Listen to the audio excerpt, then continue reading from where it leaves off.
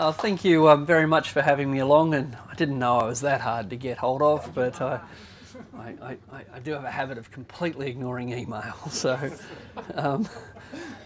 whenever people ask me, how do you write so much? I say, it's easy, I just don't write any emails.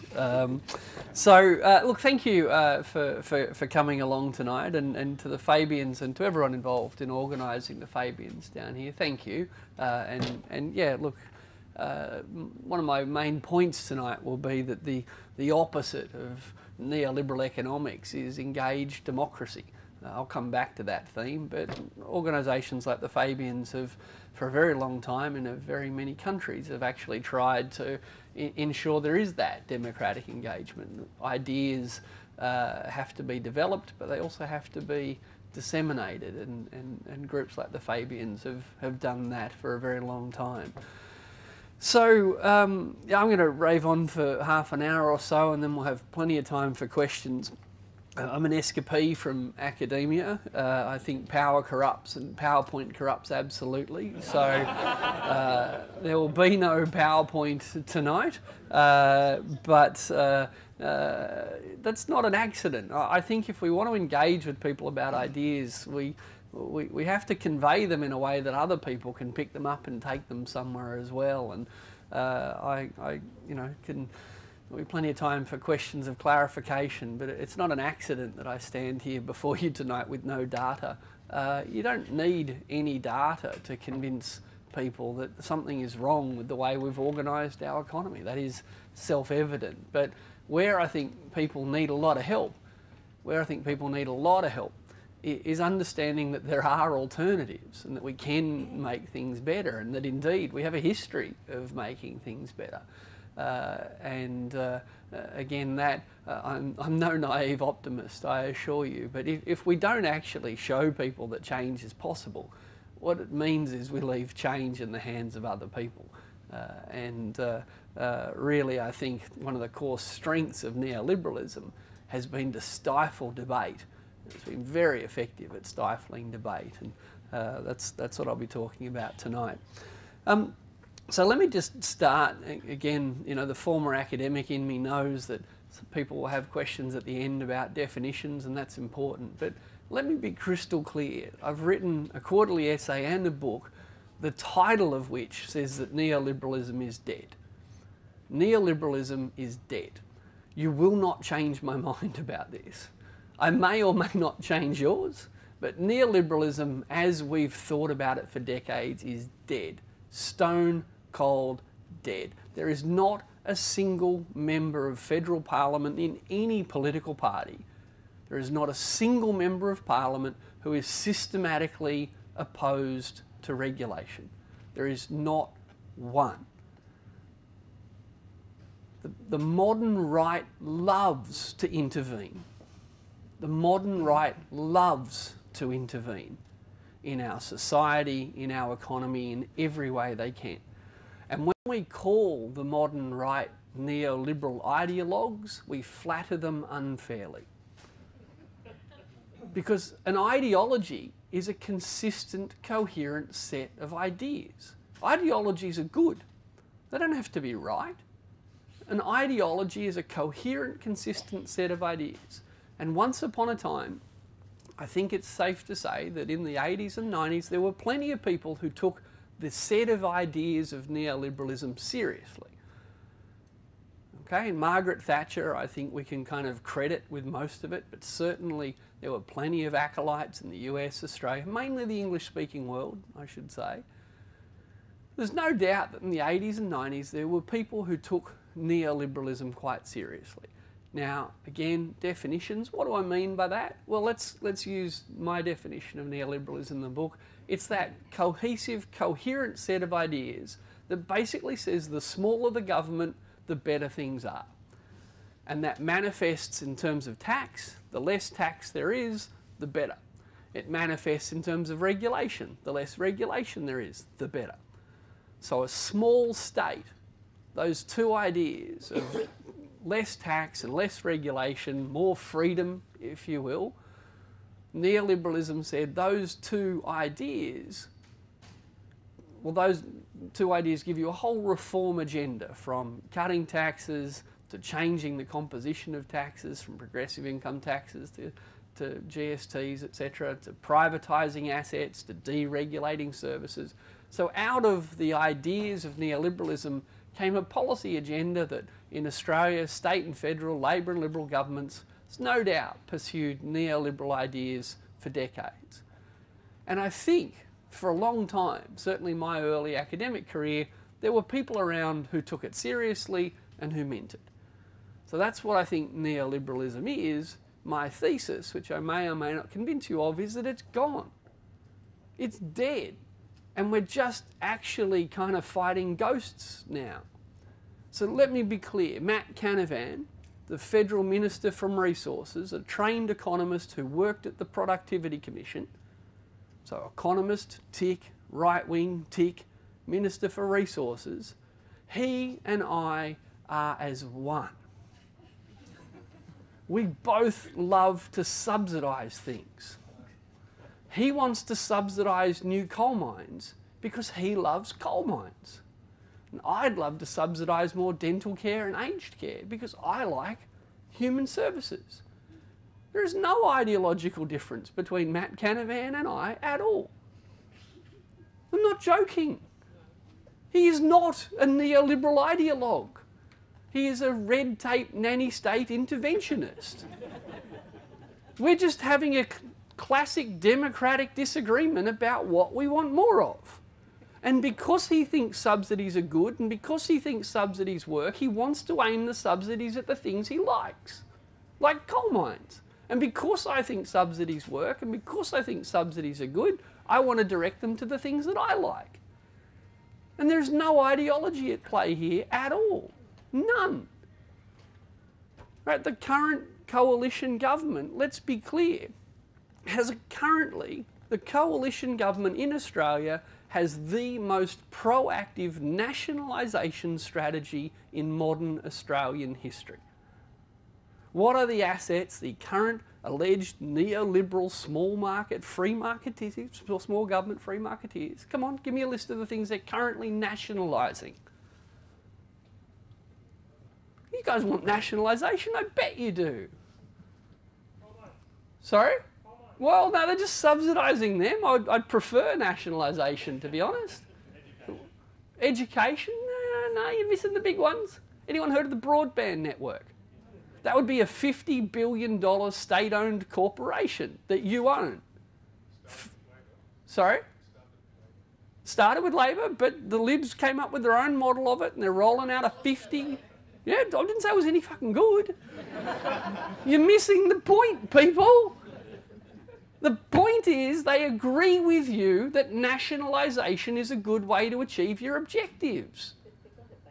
No, you've got it back to front. They love, come on, let's come up with a list. We've got $50 billion worth of broadband network, nationalised, state-owned enterprise. $10 billion inland railway line. $10 billion second airport in Sydney. $2 billion for Snowy 2.0. Eventually a Tullamarine rail link. Tullamarine, can't even say it, that one, rail link. Don't they want to sell it eventually? This is just transition. You're missing the point. You're missing the point. We can argue with liberals all night long and you're missing the point. They are legitimising subsidies. Tick. They are legitimising the nationalisation of assets because the markets won't build the things that they want built. Tick. We can then argue about whether they subsequently get privatised or not. You're missing the point. They are not rabid free marketeers. They're not. They're not. They haven't been for decades. And because they haven't been for decades, and you've been telling people they are, they got away with it. They don't have to explain to my mum why they'd prefer to subsidise coal mines than subsidise dental care. Because no one's ever asked them that. They pretend that they're broke. They pretend the reason they don't spend more on health or education is because there's no money. Where's all the money? Spend it nationalising the fucking broadband network. There's no shortage of money. There's just a shortage of money, for the things they don't want to spend money on. And there's a heap of money for the things that they want to spend money on, and that's what democracy is all about. Having an argument about what do we want more of and what do we want less of. But when we say they're free marketeers that hate regulation, then we're getting stuck having a phony, I'd say, intellectual argument with them when they clearly love regulating. They've never seen a union they don't want to regulate. If they were ideologues, it's a big if they were ideologues, if they believed that individuals were better able to make decisions for themselves than for the oppressive power of state to regulate people, why on earth would they want to regulate unions? Why on earth would they want to regulate charities? Simple answer, because they don't believe that for a minute. They know regulation works. That's why they want to tell you who you can marry. That's why they want to tell you what drugs you can take. That's why they want to tell you how your union can operate. When we say they're free market and want to deregulate everything, we're just doing their cover story for them. They love to regulate their enemies. And they love to deregulate their friends. It's not complicated. It's just not ideology. They love to subsidise their friends. The mining industry, the agriculture industry. And they hate to subsidise their enemies, typically in the unionised sectors. It's not ideology. I said at the beginning there's not a single neoliberal in the parliament. Some people often, and he's gone now, thank God, but some people tried to tell me that David Leyonhjelm, the ultra-libertarian, anyone ever heard him call this? Ultra-libertarian, radical, free marketeer, except when it came to wind turbines. Didn't like them. So you know what the ultra-libertarian David Leyonhjelm did? Supported regulation of wind turbines. Just like our constitution allows. You regulate anything you want. Subsidise anything you want. What we actually have to have is a democratic conversation about which. Do we want to deregulate the banks and regulate the unions? Or do we want to deregulate the unions and regulate the banks? No ideology involved.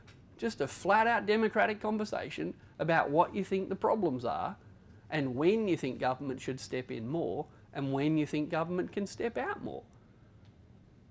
We've all got our opinions about that. There's nothing settled in economics. There's nothing settled in history. But there's clearly no ideology at play because they pass enormous amounts of regulation in order to allegedly deregulate things. Free trade agreements. I can write one in a sentence. There will be no restrictions on trade between country A and country B. Done.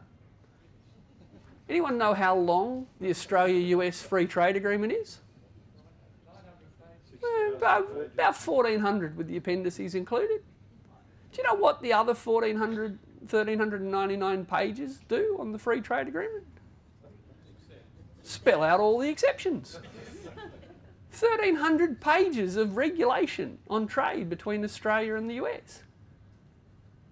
Radical free marketeers signing free trade agreements with everyone.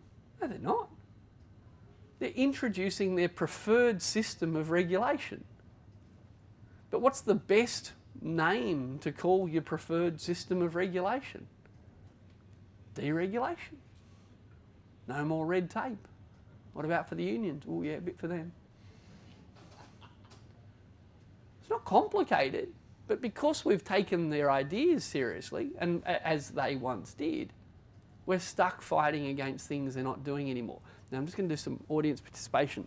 I promise I'm not going to quote myself, but I need a copy of my book. Let me quote Margaret Thatcher to you. Now Margaret Thatcher, so by the way, Margaret Thatcher intellectually didn't invent neoliberalism. The ideas had been around for a long time, but as a political leader, I would argue that she took it and turned it into a policy agenda like no one else ever did.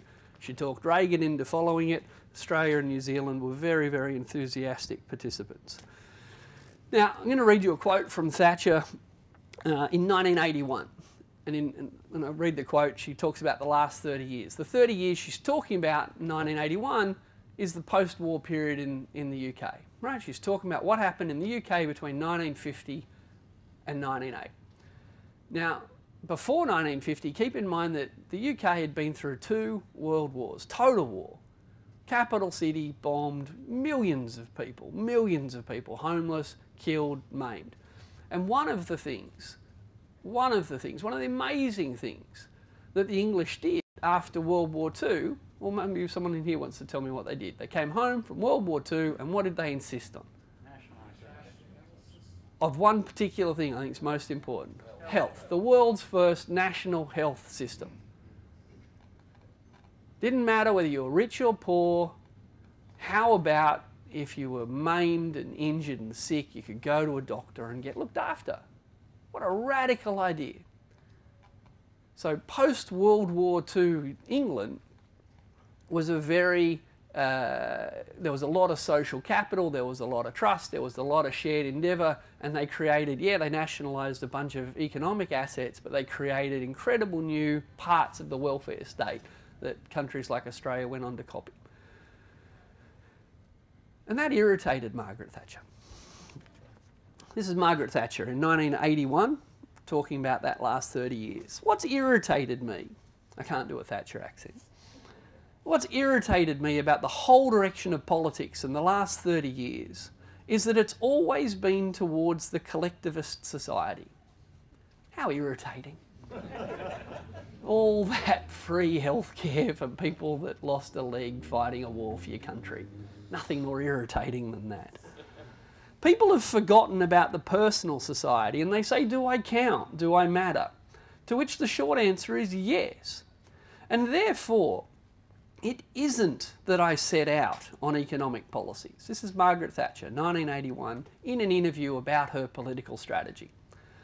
It isn't that I set out on economic policies. It's that I really set out to change the approach. And changing the economics is the means of changing that approach. If you change the approach, you are really after the heart and soul of the nation. Economics are the method. The object is to change the heart and soul. Mission accomplished. She did it. She thought that people trusted each other too much. She thought that people were too willing to sign up to shared endeavours. They were to pool risk, to do things together. It irritated her. And she changed it. Not just in England, I'd say in Australia, America, and certainly New Zealand and lots of other English-speaking countries. So never tell yourself that it's impossible to change the world. Margie did. There's no doubt that she believed in that neoliberal agenda. There's no doubt that she set out to pursue it. But no one in Australia is pursuing it anymore. What we're now doing is just good old-fashioned pork barrel politics of punch your enemies and subsidise your friends. There's nothing coherent about it. Australia is one of the richest countries in the world. We live at the richest point in world history. Gross domestic product, that'll be my mum. Gross domestic product has nearly quadrupled since I was born. Right? So in terms of all of the things that neoliberalism said, if we pursued their policy agenda, we'd grow and we'd get rich. Well, mission accomplished. We did it. But here we are, one of the richest countries in the world, living at our richest point in world history, honestly believing we can no longer, quote, afford to do things that we could do 20, 30 or 40 years ago.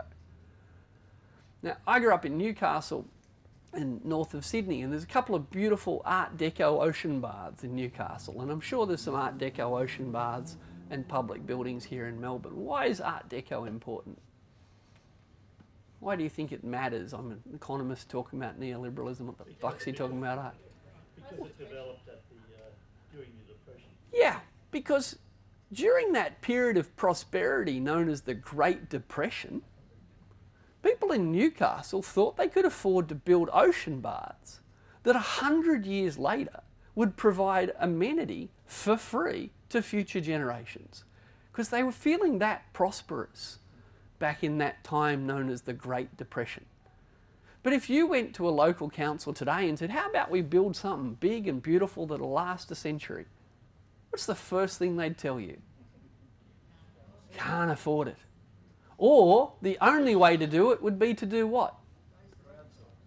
Outsource it, or public-private partnership. How we get Macquarie Bank to help us build it. So serious question, and I actually don't know the answer. How was Thatcher and other people so smart that they made entire nations that were richer than they've ever been feel poor? Because if that's the first time it's occurred to you that people during the Great Depression could afford to make investments that we can't, then what a genius political strategy neoliberalism must have been.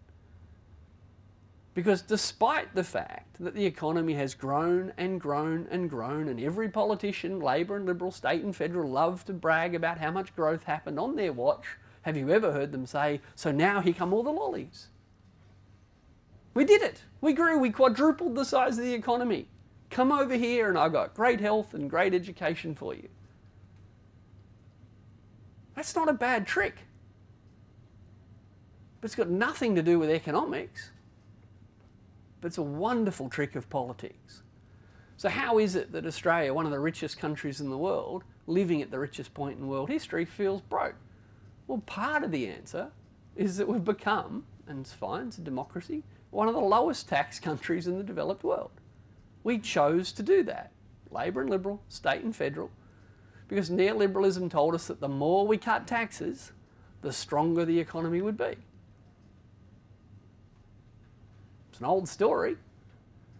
How, if we wanted to test this hypothesis, what might we do if we wanted to find out whether high taxes are a burden that stifles economies and low taxes free them and make them rich?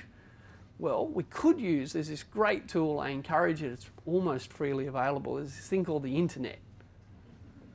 And the wonders of the internet are you can kind of look, there's all these wonderful progressive think tanks around the world like the International Monetary Fund and the World Bank and the OECD, and you can go to these leftist institutions and you can look at things like tax to GDP in each country and all the measures of progress for that country.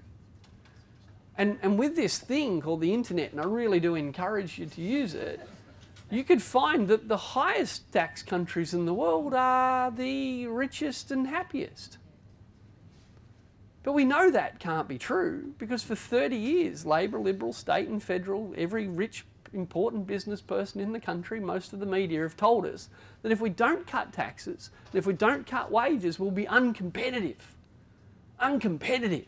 We'd lose the competition. It's never quite clear who that competition's with, but we're Australians, we know how to feel insecure. and the last thing we want to be is uncompetitive. So if we don't cut taxes and we don't cut wages, we can't compete. We probably can't compete with China. Can't compete with China if we don't cut wages and cut taxes. And luckily this internet thing that I really encourage you to use. Use your email. No. It'll never take off. With this wonderful thing, the internet, or even aeroplanes, and I've been on one and I've even been to Sweden, it does exist, it's real. We know that you have to cut wages and you have to cut taxes or you'd never be able to compete and you'd never have a manufacturing industry, and if you don't cut wages and you don't cut taxes, we'll be uncompetitive and we'll lose, except if you're from Sweden. Because Sweden's what we like to call a high tax country. And it has high wages. And can anyone here think of any products that they make in Sweden? Come on. Volvos? Saab? Yeah. Anyone heard of IKEA? Yeah. Now, not only does high wage, high tax Sweden make Volvos, I'm a very lucky person. I've not only been on a plane to Sweden, I've been on a plane to China. And you know what I've seen in China? Volvos. How weird is that? High wage. Volvo is Chinese owned now. Partly. High wage. Did you see IKEA? Yeah, sure did. High wage, high tax, export stuff from there to China. Anyone heard of a little country called Germany? France, Norway, Denmark? all these things, fascinating, internet, really, you've got to use it. Whole bunch of high wage, high tax countries that make things and export things in precisely the exact opposite way of what we've been told happens in Australia. It's as if there are policy choices available to us. They've got workers on board. They've got workers on boards, which would obviously make them uncompetitive, right? And then we'd lose the competition. The point is, there's 194 countries or so, depends who you ask. And different countries do all sorts of different things. And if it were true that the lower the wages and the lower the taxes, the more successful your economy would be, then a whole bunch of very poor countries in Africa should be very rich. But they're not. And a whole bunch of very high wage, high tax countries in Europe should be very poor, but they're not. So it's as if kind of everything they told us about neoliberalism was what we call in economics complete shit. But it worked. I know it didn't work on you, but I think it worked on the person sitting next to you. Right? No, I know you're smart, like you'd never fall for that, but it's everyone else. God, don't even start to talk about the people that aren't in this room. So we've been told some simple fairy tale stories. Fairy tale stories Margaret Thatcher was very, very keen on. But again, to quote her, economics are the method. The object is to change the heart and the soul. Well, Australia's heart and soul's been changed radically in the last 40 years. It used to be the land of the sickie and the smoko and the long weekend. We used to laugh at people that sucked up to the boss. We called people tall poppies. We liked to be known as bludgers. That was funny. Now we work some of the longest hours in the developed world.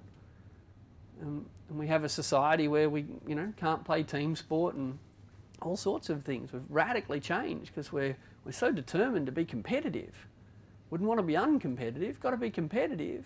Companies got to be competitive, states got to be competitive, countries got to be competitive. Which is kind of the exact opposite of really working together, isn't it? So Thatcher said she wanted to set out to change the heart and the soul. She wanted to change the approach, and it's worked. And there's nothing in our constitution that says we should be nice. There's nothing in our constitution that says we should help people. There's nothing in our constitution that says we should look after the environment. The constitution just tells us how we can go about making laws. Who gets to form a government, who gets to decide whether we subsidise new coal mines or dental care. The constitution's entirely silent about whether we should be nice. And for decades, we've changed our society in ways which I would say have made us far less nice. I find that a pity. I reckon a few people in this room probably agree, but being right is irrelevant. There's nothing about being right in the Constitution. Again, it just spells out who gets to form them. Mum's really keen to track me down. She's probably trying to send me an email. So, just in case you think that the people who call themselves neoliberal, who actually just love collecting taxes off poor people and spending it on rich people, just in case you think they're stupid, I just want to end with one last point about this wonderful, and neoliberalism's full of wonderful tricks, intellectual tricks, rhetorical tricks, political tricks. So I want to end with one last example of that. I call it the right-wing ratchet. How do you make one of the richest countries in the world not just feel poor, but how do you get some of the richest people in the world to vote for parties promising to cut spending on health and cut spending on education? Because we've done that. We've done that over successive decades, state and federal. And my answer is quite simple. I call it the right-wing ratchet. When times are good, cut taxes on rich people. Why? To cause, and I'm choosing my words carefully here, to cause budget deficits. You think that neoliberals don't like regulating, but they love to regulate unions. You think neoliberals don't like subsidies, but they love to subsidise private health insurance and private schools and coal mines. You might even think that neoliberals don't like budget deficits. I'm here to tell you they love budget deficits. Budget deficits are absolutely central to their political and economic strategy. When the economy is doing well, make permanent cuts to tax. permanently reduce the ability to collect revenue, so that when the economy slows down, what do you get? Get a budget deficit. And what's the only way to cut a budget deficit? Cut spending on health and education and all the things that people like. They're too smart to ever go to an election saying vote for me and I'll cut spending on all the things you like. They're way too smart for that. They go to the election saying I'll cut taxes and I'll grow the economy. And when the economy's grown, there'll be enough money for us all to spend on health and education. And then as soon as the budget deficit they caused showed up, they say, vote for me because I'm the only responsible economic manager around here. It'd never work, would it? You wouldn't get away with that for decades, would you? Seriously. I know you're too smart to fall for it, but again, that person sitting next to you has really got me worried. So, to wrap up, neoliberalism as a coherent set of ideas that consistently pursues small government in terms of revenue, small government in terms of regulation, and is allegedly obsessed with reducing budget deficits, it just doesn't exist. It hasn't existed for ages. When Abbott was elected saying there was a budget emergency, he got in and he couldn't pass the spending cuts he wanted through the Senate. The deficit grew and grew and grew. And he was so worried about the deficit growing and growing and growing, he proposed to do what? Introduce massive tax cuts. It's as if he never really cared about the budget deficit, isn't it? All right, so in terms of neoliberalism as a set of coherent ideas, it's dead. It's been dead for years. I'm not saying the right don't have any political power. I'm not saying that there isn't some politician, state or federal, that wants to deregulate or privatise a particular asset that you particularly like and that particularly bothers you. I'm not saying the whole neoliberal policy agenda is dead. I'm saying that agenda is not coherent, it is not evenly employed. And in New South Wales, the Premier there, Gladys Berejiklian, is renowned for being a rabid privatiser. She wants to privatise everything. She wants to privatise such stuff so much that she recently nationalised a football stadium. True story. New South Wales government built stadiums for the Olympics. Taxpayer built them. After the Olympics, privatised them. We've just bought one of them back. Anyone know why we've bought it back? So we can demolish it so that the public can build a new, smaller one. Not making this up. You know why they want to knock it down and build a smaller one? No, because no one goes. And it looks shit on television. Not making this up. So this woman is allegedly a rabid privatiser who's nationalised a football stadium so she can demolish it and use public funds to build a smaller replacement. And that's fine.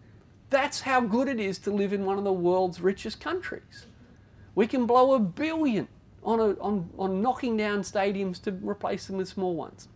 We can subsidise new coal mines. We can fund every National Party boondoggle you can think of. We can funnel billions of dollars to the best private schools to build the most amazing auditoriums. How good is that? That's how rich we are. We just need to have a democratic conversation about what to spend all our riches on. So my final point, the one I said at the start I'd come back to, is that the opposite of neoliberal economics isn't some utopian progressive economics. Happy to talk about that till I'm blue in the face.